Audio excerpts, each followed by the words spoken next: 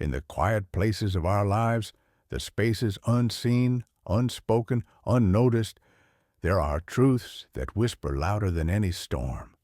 As the body ages, it tells a story not of decay, but of devotion, not of weakness, but of wear. Every wrinkle, every scent is a mark of having walked through fire and rain, love and loss, over many seasons. Yet, sometimes even the most sacred vessels need tending. There are places on the body, often ignored, where time gathers like dust in corners of an old temple. To cleanse them is not vanity, it is reverence. It is to honor the temple that has carried you through every sorrow and sunrise. This is not a talk about odor. It is about awareness, about the sacred responsibility to care for what has cared for you. Even the smallest gesture of cleansing can be a form of gratitude to the life that has never abandoned you, because the divine is often hidden in the places we forget to look. There are things in life we stop noticing, not because they lose value, but because we lose attentiveness. The body ages, and with time, so does our willingness to care for it. But listen, neglect isn't merely a matter of cleanliness. It's a silent decision of the soul, a resignation, a quiet whisper that says, I no longer matter. But you do. You were never just flesh and bone. You are breath. You are light clothed in mortality. And when the body cries out through scent, through wear, through weariness, it is not just biology, it is theology. A signal from the soul gently warning, you've forgotten something sacred. There is a part of you, perhaps hidden, overlooked, where odor lingers, not because you are broken, but because you are still alive, and the living must tend to the temple they dwell in. You are not unclean, you are becoming, but becoming requires awareness. It demands intention, and that, beloved, is spiritual. You see, what is unseen often holds the most power. A crease of skin ignored, a wound of the heart dismissed. These are not random accidents. They are mirrors, a reflection of how we've treated ourselves, how we've allowed time to erode the awe of our own existence. But the Creator does not forget the folds. Heaven remembers every corner of you. The question is, do you? There is a reason the ancients washed before entering the holy places, not just as ritual, but as declaration.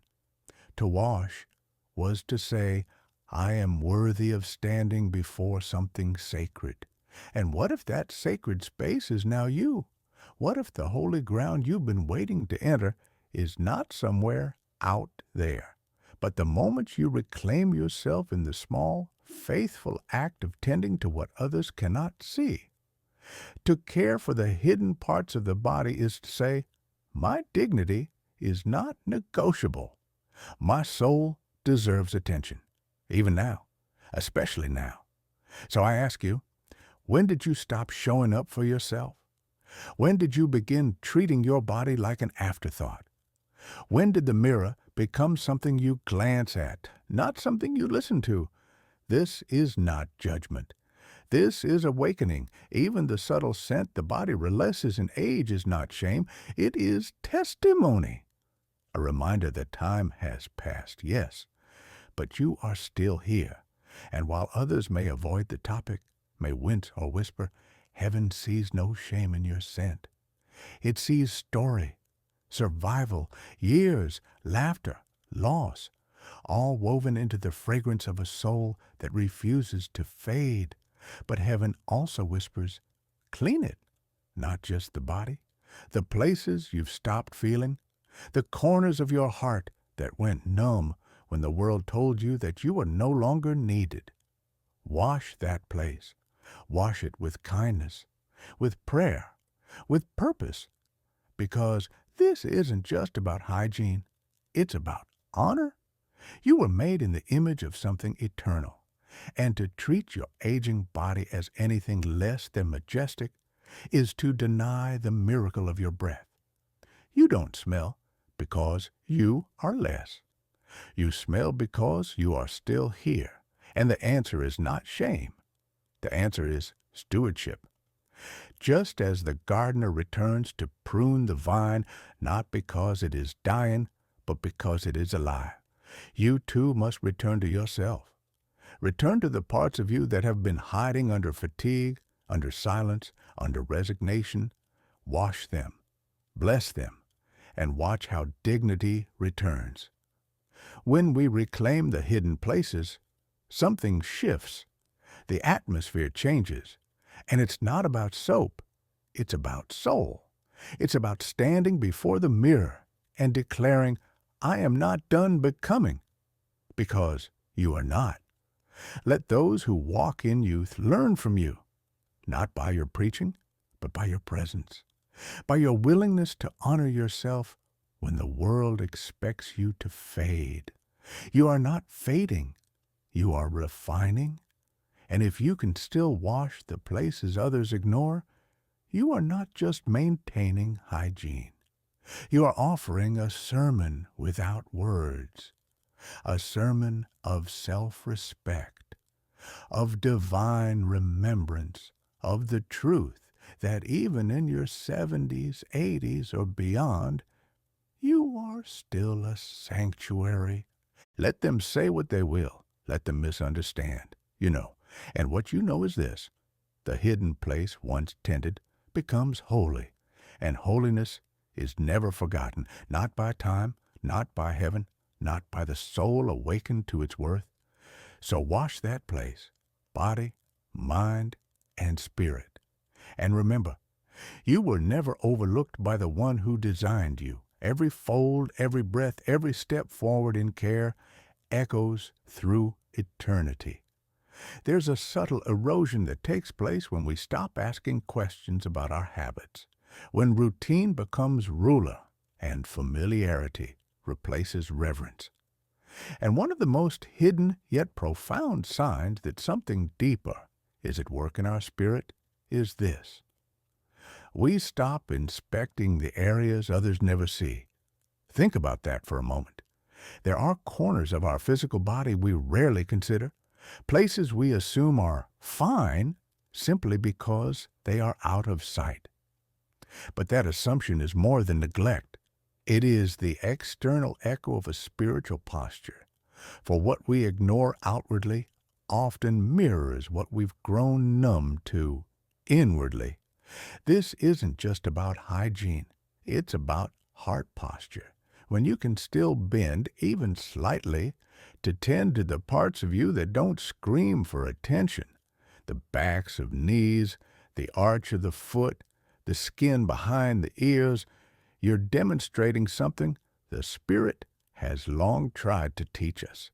Reverence is revealed in the hidden places, and the tragedy of aging is not that the body weakens, but that our reverence for it fades. We stop bending not because we cannot, but because we no longer see the point. But let me remind you of something sacred. Bending is not defeat. It is worship. It is remembering that what God gave you, this vessel, this temple, it still holds purpose. And whatever still has purpose still demands honor. Scripture says, "Do you not know that your body is a temple of the Holy Spirit within you?" That truth doesn't expire with youth. That word doesn't lose its authority when gray replaces black, when steps slow, or when skin softens. If anything, it becomes more potent. Because now, you're not just caring for a temple. You're defending it against decay, against disregard, against the slow creep of apathy. There is a kind of quiet worship in the act of reaching to clean, reaching to notice, reaching to reclaim what time tried to convince you was no longer worth the effort. And here's the deeper mystery.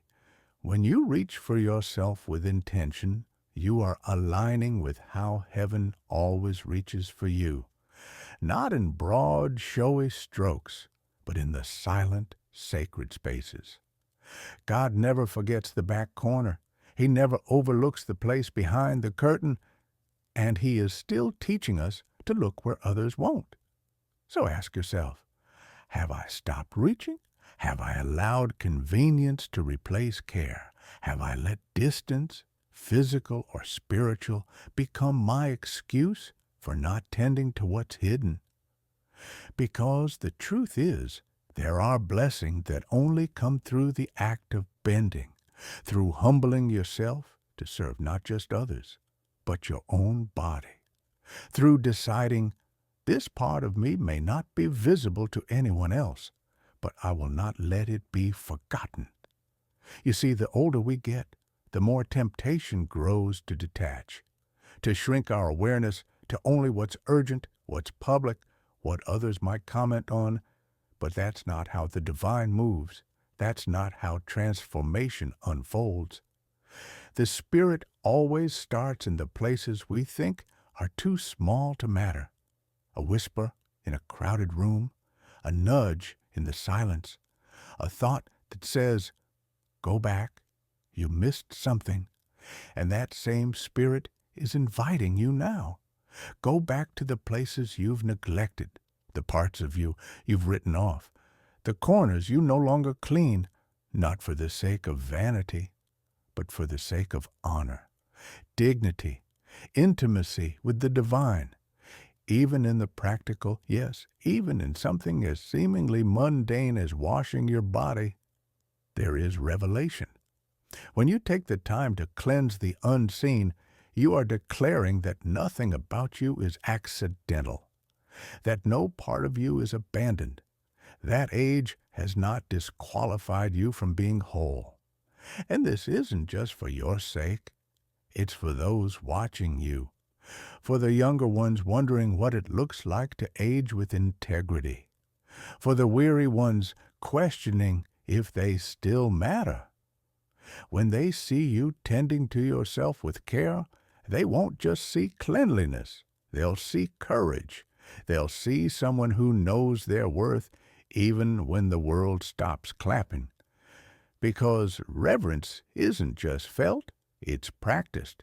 And sometimes it's practiced in the simple act of reaching back, of honoring what others ignore, of refusing to believe that any part of you is too old, too broken, too hidden to be worthy of attention.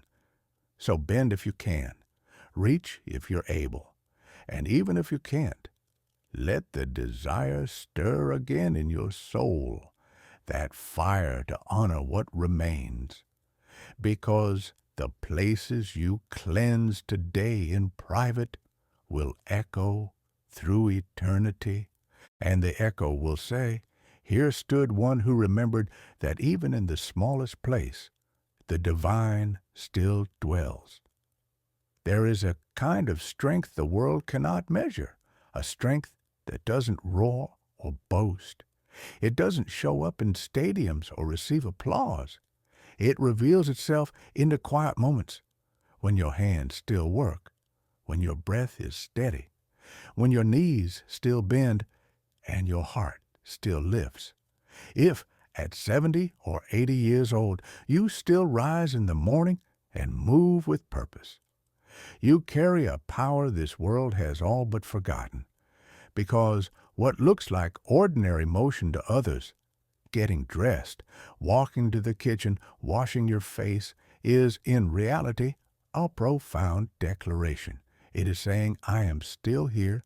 It is saying, the breath in me is not wasted.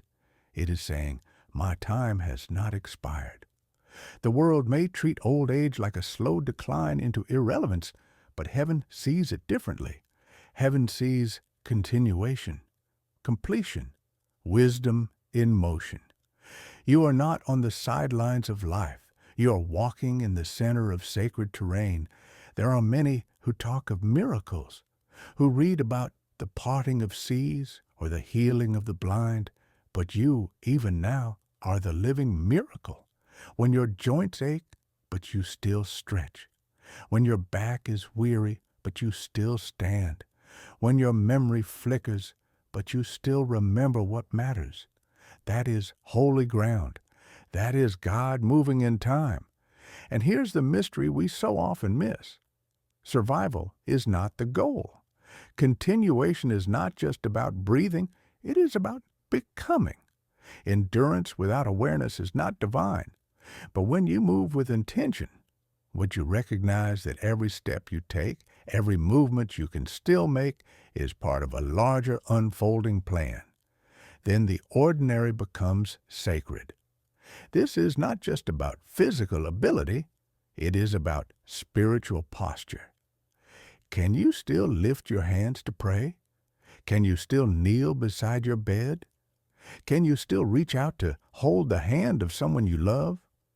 These small movements carry eternal weight, because in each one you're echoing the divine design to keep showing up, to keep becoming, to keep surrendering. And let us not forget, the enemy doesn't fear youth. The enemy fears wisdom in motion, a soul seasoned by time and trial, still pressing forward, still walking upright in the Spirit. That is a threat. That is a living testament. That is a walking sermon. Some would say, "You've done enough." But heaven says, you're not done yet, because if you still have the ability to act, then you still have the responsibility to carry what has been entrusted to you. The legacy isn't finished. The story isn't closed. The next chapter may not be written in the fire of youth, but in the slow-burning strength of seasoned obedience. And don't be deceived by silence. God often speaks the loudest in the quiet. You may not be in front of crowds, but your movements, faithful, deliberate, surrendered, are being watched by generations. Your children see it. Your neighbors see it. And the heavens witness every moment when you choose reverence over comfort, purpose over passivity. Remember the story of Caleb. At 85, he said, "Give me this mountain." Not a pasture, not a place to retire, a mountain. He still believed he had territory to claim, promises to possess. And so do you. The movement in your body is not random. It is permission. Permission to press forward, to finish strong, to claim what has been waiting for you in the high places. So if you can still move, don't take it lightly. Don't let the enemy trick you into thinking your movement is meaningless. Every step is defiance. Every lift of your arm is a statement. Every bend of your knee is a song, and heaven hears it. You are a rare gem not because you are without flaw, but because you have endured the fire and refused to become dull. You shine because you have been refined. And every movement, no matter how small, declares this truth: God is not finished with me yet. So rise, stretch, reach, walk, move, not just because you can, but because you must. Because the movement of your body, surrendered to the will of God, is more powerful than 1,000 empty words. You are not just living, you are revealing, and the world needs to see what divine strength looks like when it refuses to fade. Because somewhere, someone is waiting for proof that age is not an end. It is an awakening. There are moments in life when the world grows quiet, not in peace, but in pause, a divine stillness, a breath between movements. And in that hush, when the noise of routine fades and the echoes of youth grow distant, the Spirit speaks, not with thunder, not with fire, but with a whisper so weighty it bends the soul. To be 70 or 80 and to still feel, truly feel, this is not weakness, this is not frailty, this is evidence of divine craftsmanship. To still be able to weep for another's pain, to still laugh with the joy of children, to still sit in silence and be moved by the beauty of a sunrise, These are not remnants of a fading life. These are the sacred signatures of a heart that has not closed itself off to heaven's movements. We live in a world that dulls us, hurries us, hardens us, distracts us.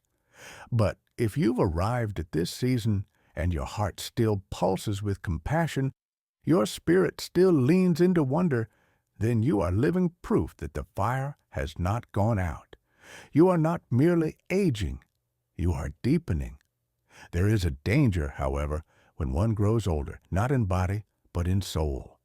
The danger is this: to believe that tenderness is no longer needed, to armor oneself against emotion, to protect oneself from caring too deeply, because experience has made love feel costly.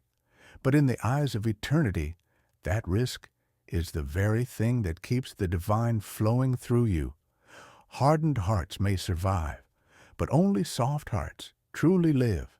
And if you, even now, can still be moved by a song, by a story, by a quiet voice within, then understand, God is still reaching for you, because revelation doesn't always come with spectacle. It comes in the subtle, the way your spirit stirs when you see someone hurting and you can't walk past, the way you feel a weight of conviction when you know there's more you're meant to pour out.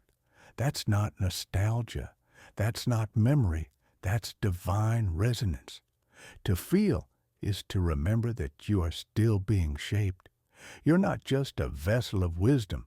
You are a conduit of presence, of divine compassion, of holy fire. And the moment you believe that your softness is a sign of fading, you've missed the truth. It is your tenderness, not your toughness, that carries the anointing. Let me speak plainly now. The world needs more elders who still feel, who haven't numbed themselves with disappointment, who haven't grown cynical from wounds. The next generation doesn't need perfection. They need presence. They need to see what it looks like when a soul refuses to grow cold with age, when wisdom walks hand in hand with humility, when strength doesn't roar but whispers with gentleness. That is legacy. But this requires courage. It is easier to shut down, to say, "I've seen too much," and close the door. It is braver to say, "I've seen it all, and I still choose love." It is easier to guard your heart. It is braver to offer it. And when you do, when you allow yourself to feel, to be moved, to open again, you are walking in the likeness of the Creator, who still weeps with the broken and rejoices with the redeemed. So if you can still feel, let that be your offering. Let that be your worship. Let that be the altar you lay before the Lord, not in strength alone, but in sacred vulnerability. Let your compassion be a call. Let your tenderness be a testimony. For even now, there are people waiting for someone like you, someone who hasn't forgotten how to feel, who hasn't abandoned the sacred art of empathy. You don't need a pulpit. You don't need a microphone. You need a willing heart, a heart that still burns, a heart that still bends, a heart that listens when God whispers through the cries of others. And if you've still got that kind of heart, then heaven is not finished revealing itself through you. Because the world does not need more numbness.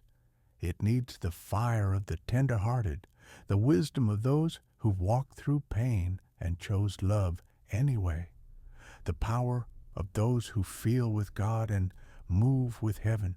And if your heart still feels, then hear this: you are not fading. You are still glowing, still chosen, still called, still dangerous to the darkness. There is something sacred about still being able to bless others when your body has grown slower, your days quieter, and your name perhaps no longer spoken in rooms where it once echoed. To be 70 or 80 and to still pour out, not because you have much, but because you know what it means to give from a place of truth. That is a rare and holy thing. You see, the world teaches us to measure impact by visibility, by applause, by how many follow our words or repost our wisdom. But heaven measures differently. In the unseen, in the quiet blessings, in the whispered encouragement you give when no one is watching, in the gentle hand laid on a weary shoulder, in the smile that breaks through someone else's storm. These are not small acts. These are eternal seeds. And if you're in your latter years, yet still carry the strength to bless, don't underestimate what that means. Don't believe the lie that you've outlived your usefulness, that somehow your best years are behind you and your contribution has passed. Number, if you still have the breath to speak life, the heart to lift another, the insight to see what others miss, then the Spirit is still moving through you. The blessing you carry is not in the vigor of your youth, but in the depth of your walk. You have seen valleys. You have climbed mountains.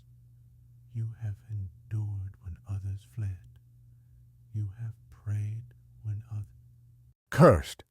You have stood when the wind tried to knock you down. And through it all, something was forged in you, not loud, not flashy, but weighty with glory. People often look for revelation in the spectacular, but God's movement has always been through people like you, the elders who remember how to weep, the mothers and fathers who don't speak much, but when they do, their words pierce through flesh and reach spirit. The seasoned ones who no longer try to impress, but live to impart. To bless someone at your age is to declare with your very life that God is not finished writing through you, that even now heaven can trust you to be a vessel, that when others talk about legacy in terms of wealth or empire, you know the true legacy is this: to be a living well others can drink from. And do you know what makes your blessing so powerful? It's not just what you say, it's what you carry. It's the weight of having walked through grief and still offering hope. It's the fragrance of humility after years of being refined by truth. It's the grace in your voice, shaped by decades of surrender. It's that when you bless someone, it is not empty ritual. It is divine transmission. You speak, and something shifts. So if you still find yourself moved to pray over your children, even when they don't understand the war you're waging on their behalf, don't stop. If you still feel the urge to give, to mentor, to smile at the stranger who thinks no one sees them, keep doing it. That's not random kindness. That's kingdom work. We are in an age where blessings are cheapened, where people speak flattery instead of truth. But your voice, seasoned by time, truth, and trial, carries the kind of authority that doesn't need to shout. It simply resonates because it comes from a place deeper than opinion. It comes from revelation. And here is what must be said. There are people waiting on the other side of your obedience, people who are one word away from hope, one encounter away from turning back, one blessing away from believing again. And they don't need a sermon. They need you. The you who has sat in silence with God. The you who has learned how to speak only when words are needed. The you who blesses not for recognition, but because you can't help but overflow. You are not too late. You are not too old. You are not forgotten. You are a well, a fire still burning, a voice still rising, a blessing still breathing. And if you still have the ability to bless, then do not hold back. For every time you release what's within you, heaven draws near. Someone finds direction. A heart is restored. A chain breaks quietly in a room no one else sees. So bless, because the light still shines in you, and every time you pour it out, the darkness takes a step back.